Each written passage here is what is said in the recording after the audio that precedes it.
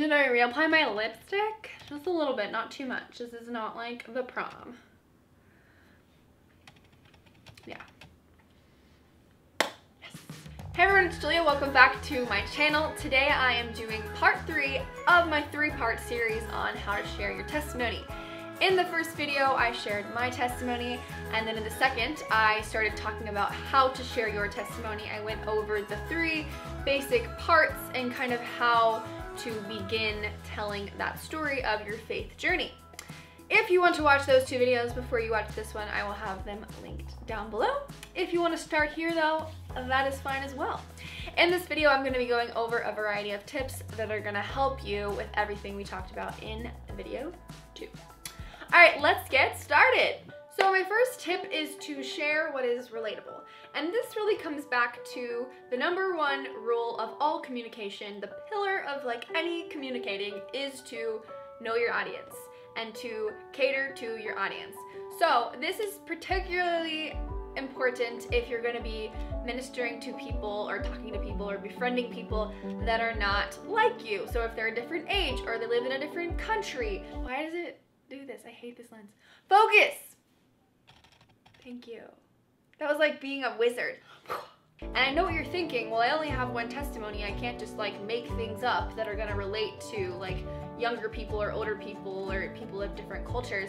But what you can do is empathize with people on a more general level. Say you're talking to like a group of widows and you're my age, you're like a 26-year-old woman, so you've never been married, you don't know what it feels like to be a widow, you don't know what it feels like to be their age, but maybe you do know what it feels like to be lonely and to feel rejected and to feel depressed. Like you can use your story and whatever experiences you have to kind of relate to them on that level, about that theme, and make sure that it's clear that you're talking about being lonely and you can empathize with them in that way. For example, I've given my testimony like all over the world, literally. And I remember one time I gave it in Nepal, and I was standing in this church that had been completely broken from the earthquake that happened in 2015. I was there a couple months after. And then I gave my same testimony a couple months later in Bangkok. And I was in this pretty wealthy area, and I was with people that were like college students and young professionals that were climbing the corporate ladder. They had money and they were on their way to success. So I'm the same person sharing the same testimony, but very different people with very different frames of reference, very different worldviews. So when I was talking to the people in Nepal, I really focused on this like theme of brokenness. And I talked about how God broke down my life and rebuilt it again to make it better. And I talked about how Nepal was really broken, and I saw a lot of fear and a lot of brokenness physically and emotionally, but I knew strongly that God was going to rebuild it, just like he had my life. And so they understood what I was saying because they were living it. So when I was in Thailand, I told the same story, but I focused more on how my self-worth was caught up in achievement. And I talked more about the corporate ladder and wanting to have better jobs and achieve and success, and that audience of young professionals and college students trying to learn English so they can get better jobs, that resonated a lot more with them. So same story, I'm the same person, but I just focused on different parts to kind of hone in more on their frame of reference. On a similar vein of aiming to be understood by the audience, make sure to use everyday words, especially if you're speaking to an international audience or just a different culture. They are probably not going to understand a lot of the like colloquialisms or like regional dialect that you're using. So try and use simple everyday words if you are speaking to like a different culture or you're being translated into a different language.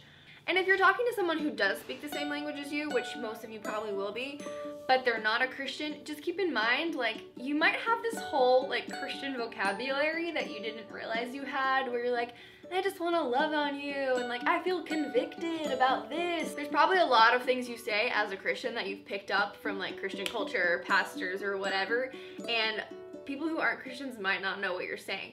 So just be aware of like the slang and the colloquialisms and regional dialect that you're using, and make sure that the people you're talking to understand what you're saying. My next tip is that shorter is better, or AKA only share what is relevant. Okay, so a lot of people when they're telling their testimony, they start with like, I was born October 15th it was raining, it was a Tuesday, my family raised me in the church. Like, that's interesting.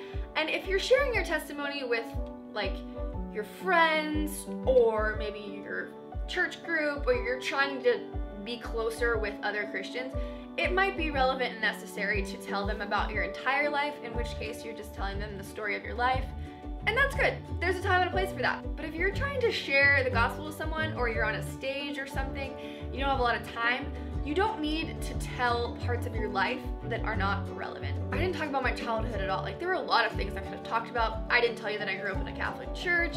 I didn't tell you that I took myself to Sunday school every day up until I was 18 because I liked it myself. Those pieces of my life are interesting, and maybe I would share them at a later date, but they aren't necessarily relevant to my point, and that was helping you understand how Jesus changed my life dramatically. And so how I grew up, like, is really not relevant, and I really didn't need to tell you about it. For some people though, the day you were born or how you were raised, like, that might be explicitly relevant to what you're trying to say. So I'm not saying you can't talk about your entire life, but I'm just saying, think about everything you're saying in your testimony, and is it necessary? Do you need to be saying that right now? My next tip is very close to my heart. I'm very passionate about this, and I want you to listen to me when I say this one, and that is intimate details are earned. By that I mean, if someone asks you to tell your testimony in a group or on stage or wherever, if you're being asked, you are not required to share every single little nitty-gritty thing that you've gone through in your life. That's your decision. You are in charge, okay? And if you want to get on stage or wherever you are and tell people that you've struggled with pornography, or tell people whatever you've been through, that is your choice, and that's brave, and that's powerful and incredible, but it's not required.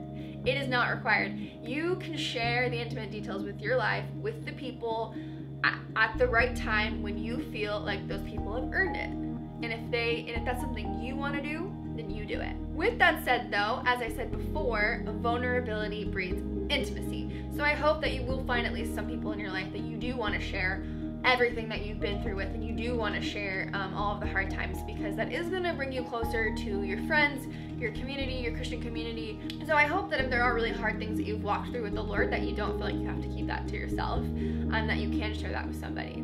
And my last tip is something I briefly mentioned in the beginning of my last video, and that is that a testimony does not necessarily have to be the capital T testimony, the story of how you met Jesus. It definitely is something we've been talking about for the most part in this video series.